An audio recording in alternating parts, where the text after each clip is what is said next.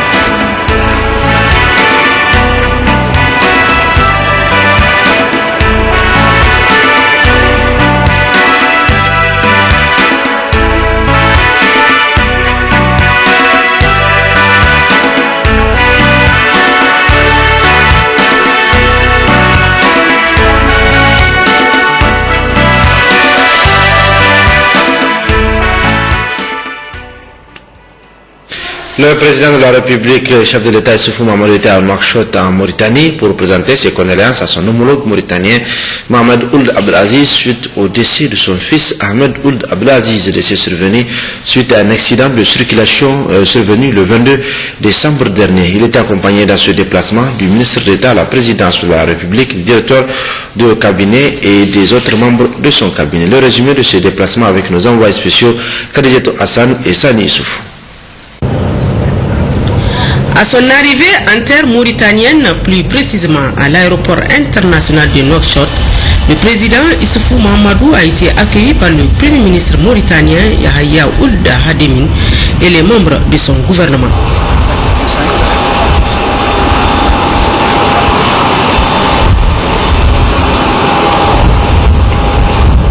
Ensuite, les deux délégations, à savoir nigérienne et mauritanienne, ont pris la direction du palais présidentiel où le président Issoufou Mahamadou a été accueilli par son homologue mauritanien Mohamed Ould Abdelaziz.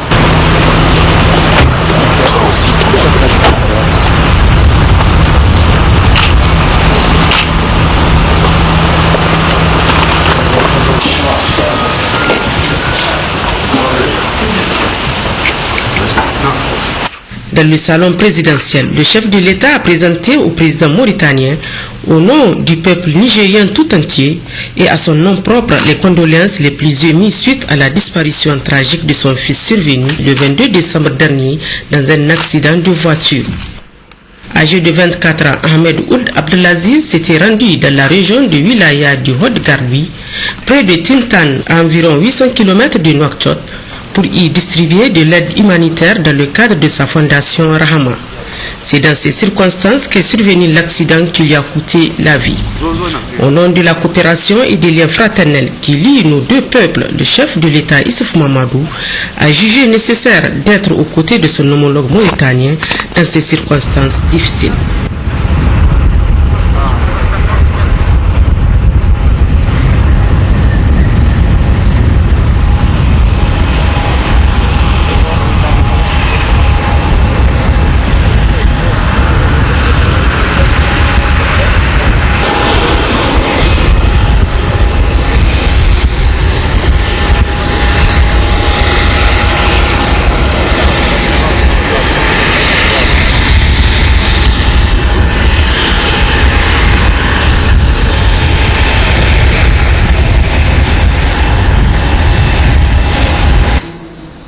La communauté musulmane du Niger a commémoré hier soir l'anniversaire de la naissance du prophète Mohammed sallallahu alayhi wa sallam au Mouloud au niveau de plusieurs mosquées à l'intérieur du pays, tout comme à Niamey. Au niveau de la capitale, les autorités, notamment le président de l'Assemblée nationale et le premier ministre, ont célébré l'événement à la grande mosquée Jalal Abdelaziz et Hassan Moussa. Ils sont sortis massivement, les musulmans, hier soir en dépit du choix, pour commémorer au niveau de plusieurs lieux de culte l'anniversaire de la naissance du prophète Mohammed, paix et salut sur lui, ou Mauloud. À la grande mosquée de Niamey, on notait la présence du président de l'Assemblée nationale, Ahmed Salih, du premier ministre Brigitte Rafini, du président du CSC, Abdraman Ousmane, et de plusieurs membres du gouvernement. C'est le lieu de souhaiter à toute la Oumma islamique et les autres communautés tous les vœux de bonheur, de santé et de paix, surtout de paix. À l'endroit des Nigériens, la situation qui se passe actuellement dans ces pays, la situation politique. La situation politique, alhamdoulilah, je crois que c'est la démocratie. C'est la démocratie qui est mise en œuvre dans toute sa plénitude. Et Dieu merci, à chaque fois, comme par le passé, Dieu nous assistera, Dieu nous aidera à surmonter tous les écueils, à surmonter tous les obstacles pour parvenir à notre objectif, c'est-à-dire continuer à œuvrer pour la paix, à œuvrer dans la sérénité pour le développement de ce pays. La célébration du Mauloud est très importante chez le musulman. La nuit bénie est mise à profit pour rappeler et narrer la biographie du messager de Dieu, l'exemple parfait à suivre. Il est également recommandé d'implorer Allah le Tout-Puissant pour qu'il descende sa miséricorde. Du Mouloud par la communauté musulmane, l'Église catholique du Niger partage ce moment de dévotion avec les musulmans du Niger à travers ce message de Monseigneur Laurent Lompo, archevêque de Niamey. L'Église appelle à plus d'unité entre chrétiens et musulmans.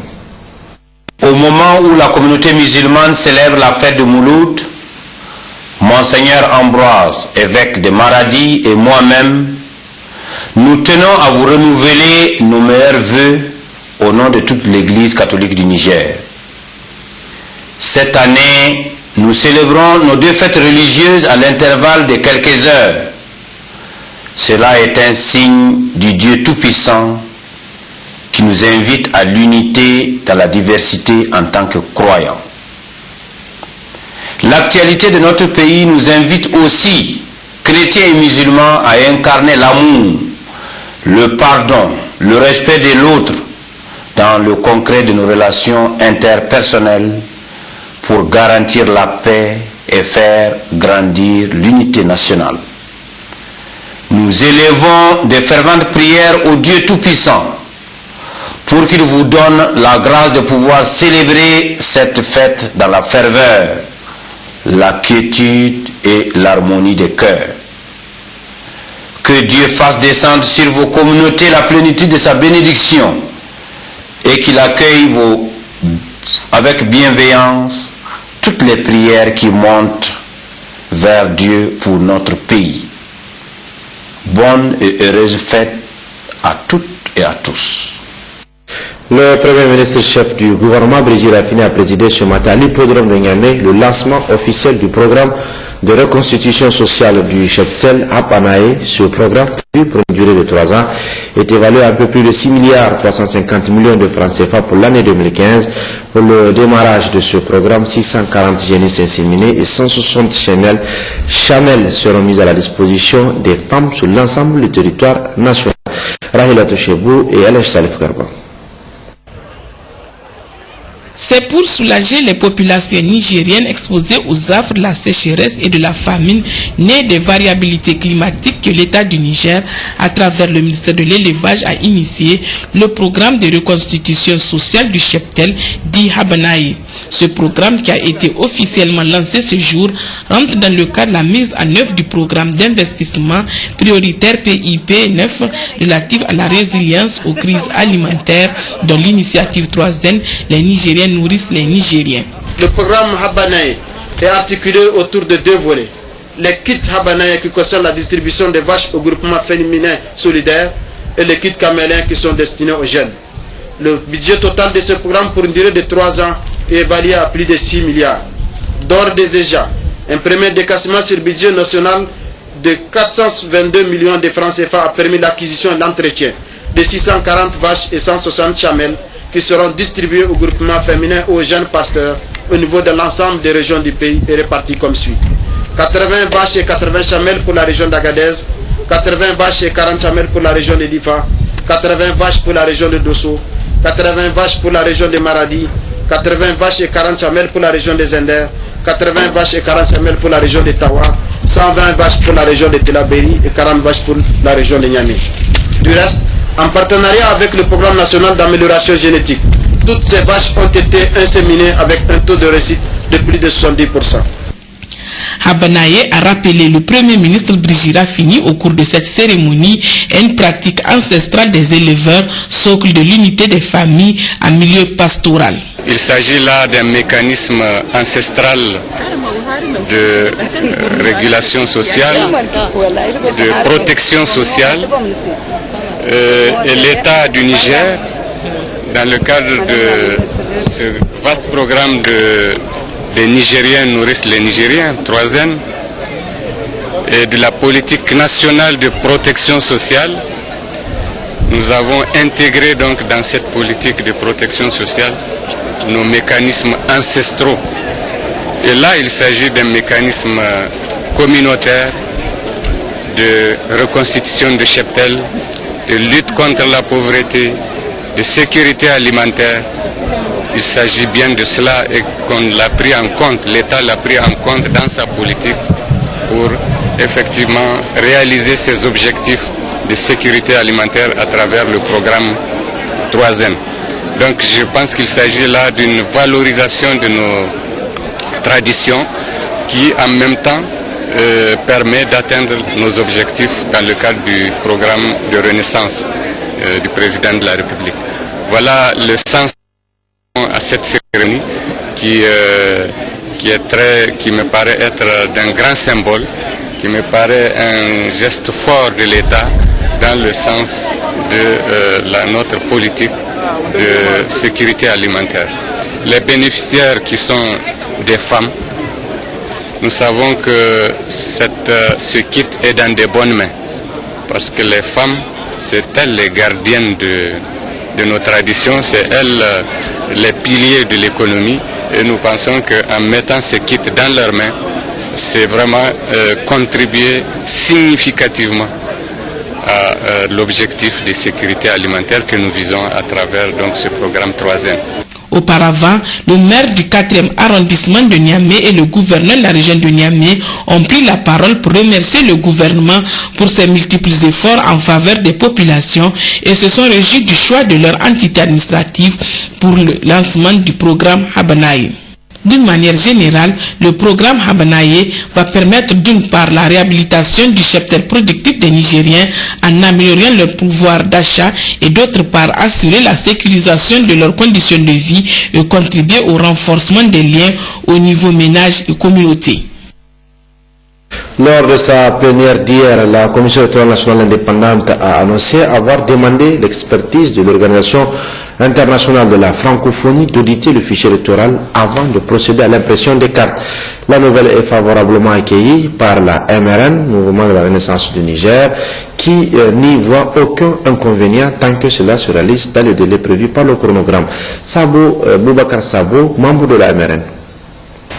Il faut d'abord indiquer que cette décision, contrairement à ce que certains se sont répandus sur les médias et sur les réseaux sociaux, ne vise pas à rejeter le fichier électoral. Et la CENI a réceptionné le fichier électoral dans le cadre de la loi, donc de façon légale et réglementaire, c'est-à-dire 2 mois avant les élections. Ceci est d'autant plus important que pour nous, si nous avions pris position au début pour un audit national, c'est pour rester dans le temps et permettre à la CENI d'avoir le fichier à temps, pour qu'on ne nous dise pas que nous avons violé la loi ou que nous avions violé la Constitution afin de reporter les élections. Et il faut rappeler que le président de la République a toujours indiqué que des élections mal organisées ou non transparentes, il les considère comme un échec personnel. Ceci est d'autant vrai que le PNDS, le parti dont il a animé, est un parti d'élection. Donc s'il y a quelqu'un dans ce pays qui est pour des élections libres, transparente et démocratique, c'est bien le PNDS. C'est pourquoi nous nous réjouissons de cette décision de la CENI si ça permet de rassurer les électeurs. La deuxième chose importante, c'est que la CENI, en tout cas le bureau de la CENI, a démontré qu'il est indépendant. Et le chef de l'État aussi l'a rappelé. Il a indiqué que les organes qui sont chargés de l'organisation des élections sont des organes indépendants et que lui, il n'influe jamais sur leurs décisions. La preuve aujourd'hui, tout le monde est content que la CENI puisse faire auditer le fichier. Cette indépendance de la CENI, les uns et les autres doivent continuer à la croire et à faire confiance à cette CENI.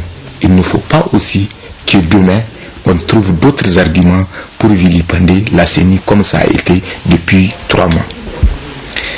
En demandant l'expertise du fichier électoral, c'est uniquement pour rassurer les différents acteurs.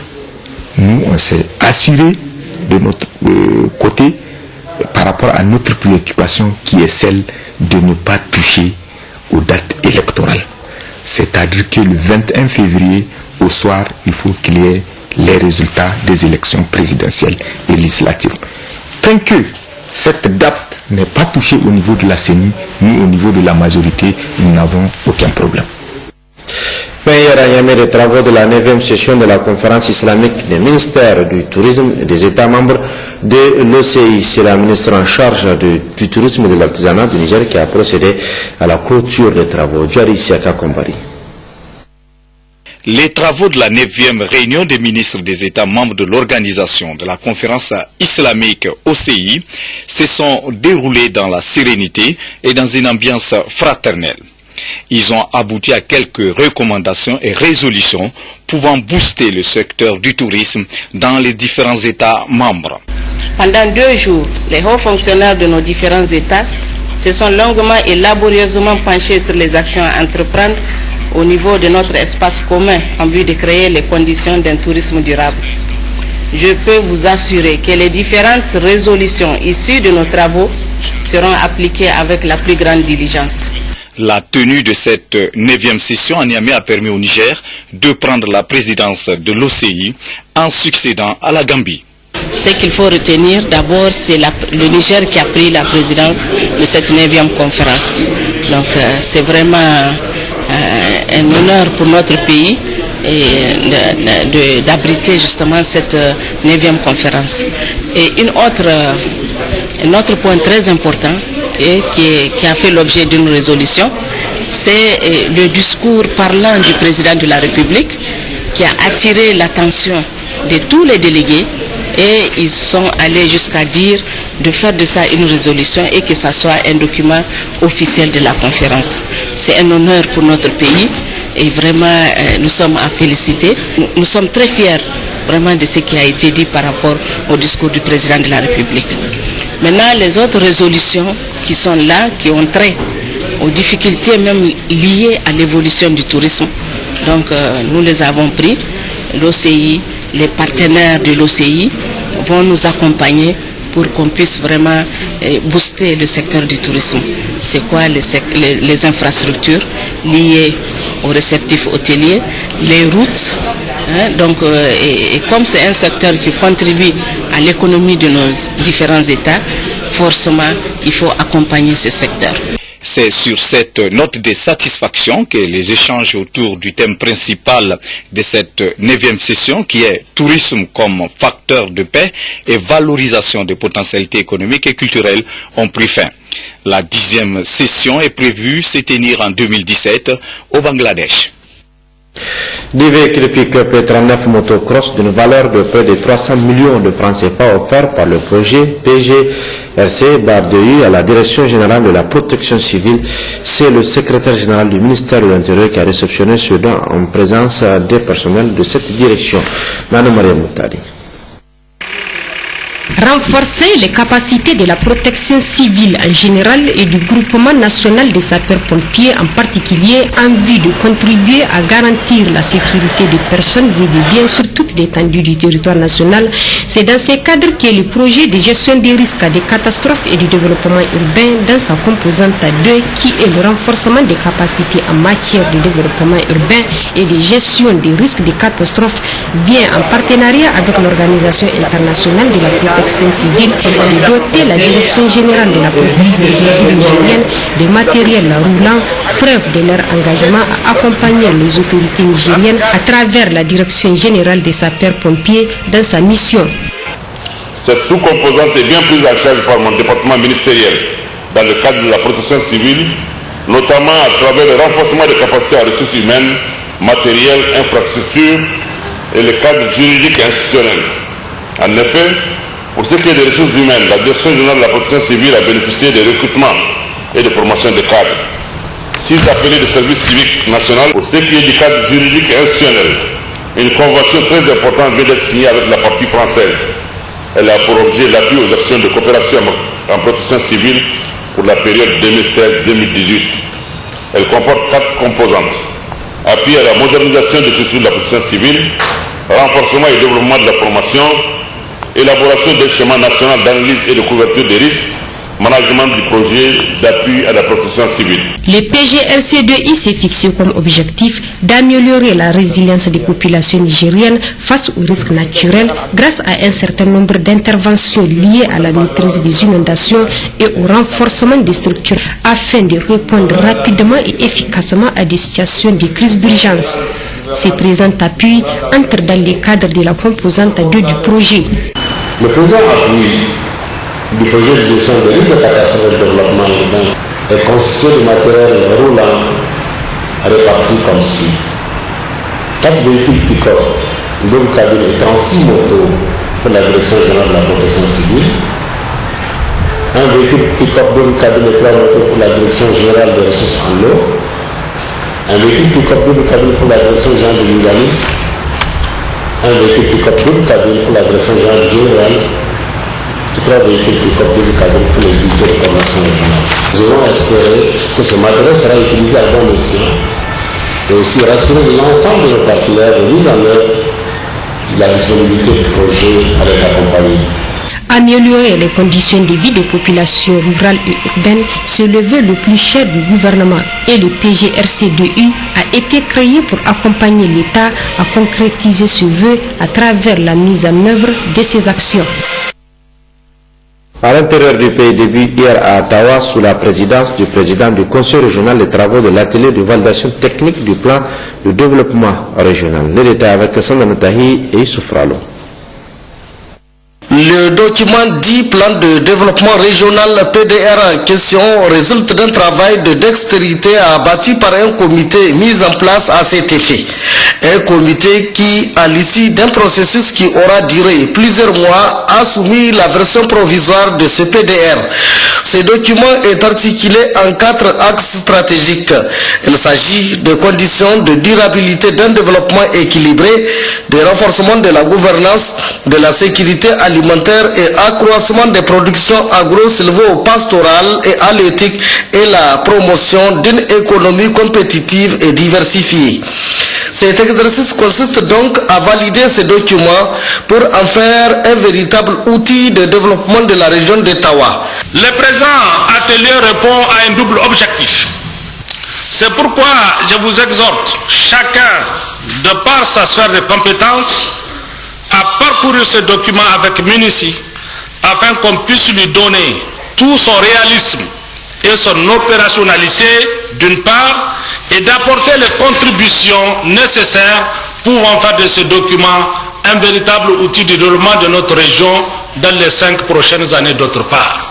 Aussi, il faut le noter bien, ce document est le fruit de la conjugaison des efforts de l'ensemble des acteurs de développement.